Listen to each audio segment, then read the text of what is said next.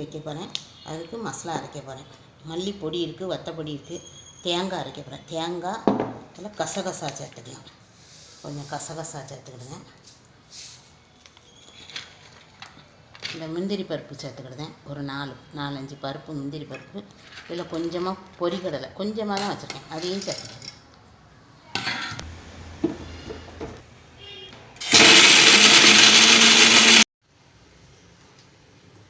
இஞ்சி பூண்டு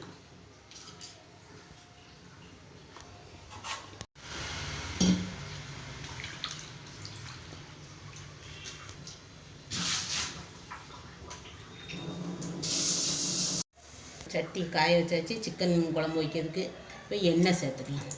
கடுகு நம்ம எடுத்து சேர்த்துக்கலாம். இந்த பட்டை, கிராம்பு, ஏலக்காய், 2 பிரியாணி இலை எடுத்து வச்சுருக்கேன், அதையும் சேர்த்துக்கலாம்.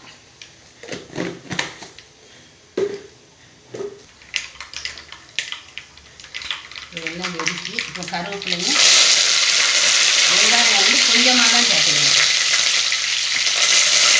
பச்சை மிளகாய், தக்காளி பழம்,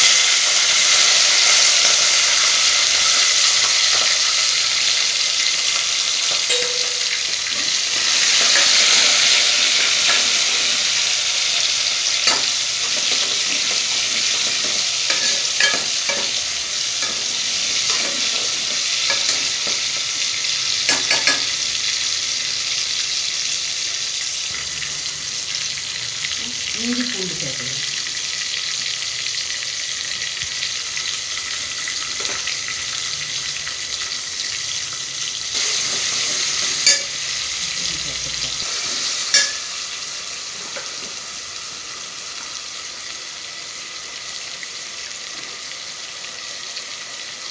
சிக்கனுக்கு தேவையான வத்தல் பொடியை சேர்த்துக்கணும்.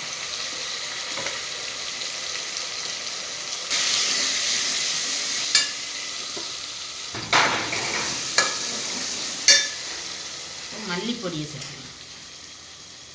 3 ஸ்பூன் மல்லிப்பொடி போட்டிருக்கேன். ஒரு ஸ்பூன் மிளகாத்தல் பொடி போட்டிருக்கேன். எல்லாம் போட்டாச்சு.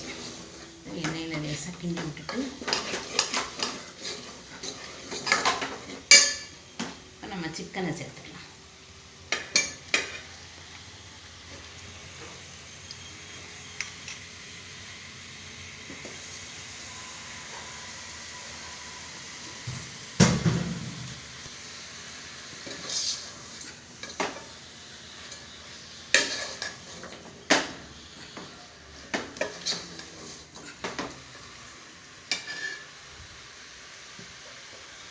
மஞ்சத்தூள் சேர்த்துக்கணும். கொஞ்சம் உப்பு சேர்த்துக்கணும்.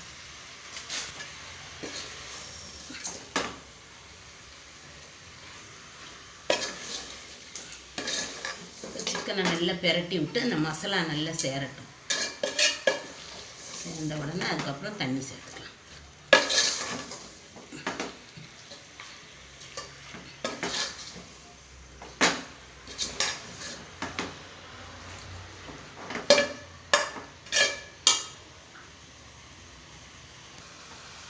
சிக்கனில் உள்ள தண்ணி கொஞ்சம் ஊறி வருது.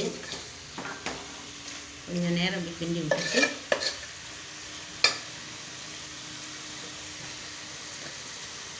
அந்த உருளைக்கிழங்கையும் சேர்த்துக்கலாம். உருளைக்கிழங்கும் சிக்கன் வேகுற நேரத்துக்கே வெந்துடும்.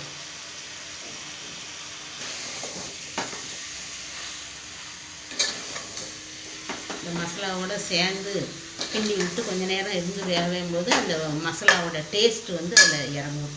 நல்லாயிருக்கும் சாப்பிட.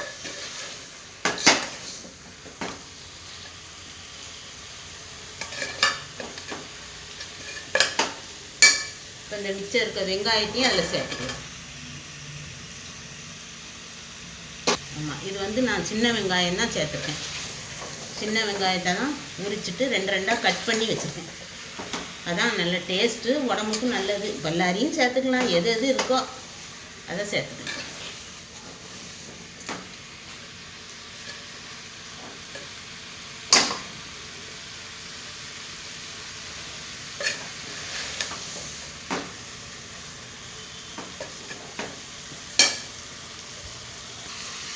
கொஞ்சம் தயிர் சேர்த்துக்கணும்.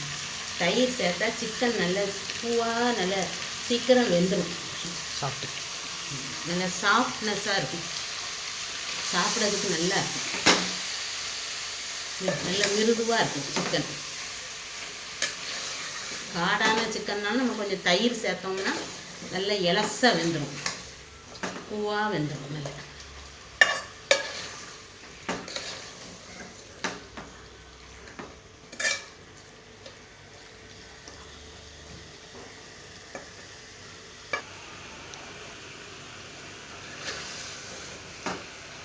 இன்னும் தண்ணி ஊற்றலை, சிக்கனில் உள்ள தண்ணி தான் கொஞ்சம் கொஞ்சமாக ஊறி வருது, வேறு எதுவுமே சேர்க்கலை. தயிரும் கட்டி தயிர் தான் இருந்தது, அதை தான் போட்டிருக்கேன். சிக்கன்லேயே தண்ணி ஊறி வருது, தண்ணியே சேர்க்கலை. இப்போ நம்ம கொஞ்சமாக எலுமிச்சம்பழம் ஒரு சின்ன மூடி, கொஞ்சமாக, ரொம்ப நமக்கு எவ்வளோ தேவையோ அவ்வளோ மட்டும் ஊற்றலாம், கொஞ்சமாக ஊற்றலாம்.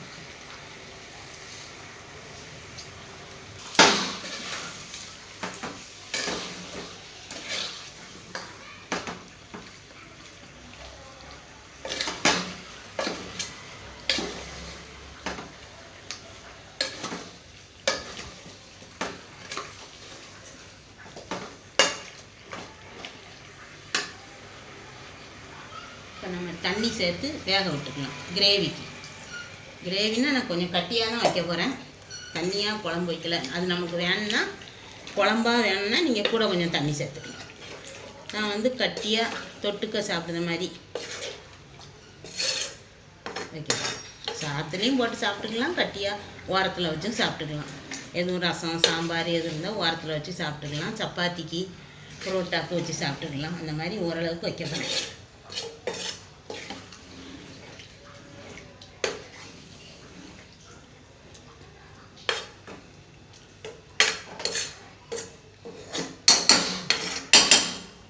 மூடி வச்சு நல்லா வேக விட்டுடலாம். நல்லா வேகட்டும்.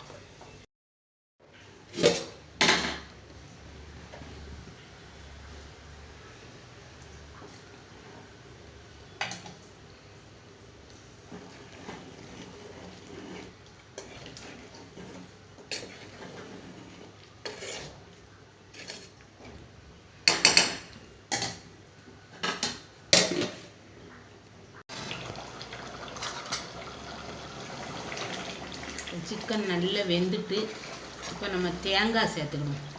சிக்கன் நல்லா வெந்து நல்ல மசாலாலாம் நல்ல வாசனை போயிட்டு, மல்லி வாசனை நல்லா போயிட்டு, மல்லிப்பொடி வாசனை, தேங்காயை சேர்த்துக்கலாம்.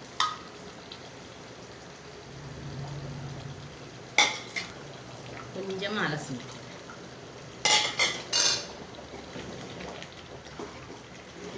நல்ல திக்காக தான் வைக்க போகிறேன்.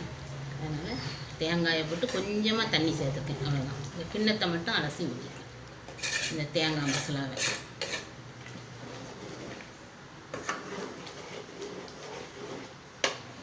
இப்போ நல்லா கிண்டி விட்டு இந்த பச்சை வாசனை போகிற வரைக்கும் கொஞ்சம் கொதிக்கட்டும். இப்போ நல்லா கொதிக்கட்டும்.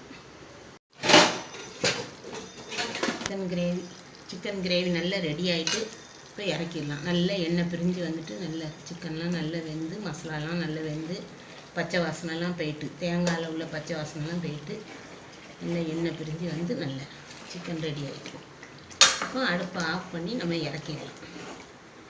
நல்லா கட்டி ஆகிட்டு வரணும். இது இன்னும் கொஞ்சம் சாப்பிட்றதுக்குள்ளே இதோட இன்னும் கொஞ்சம் இறுகிடும், இன்னும் கொஞ்சம் நல்லா கட்டியாயிடும். தொட்டு சாப்பிட்டா நல்ல டேஸ்ட்டாக இருக்கும். அடுப்பை ஆஃப் பண்ணி இறக்கிடலாம்.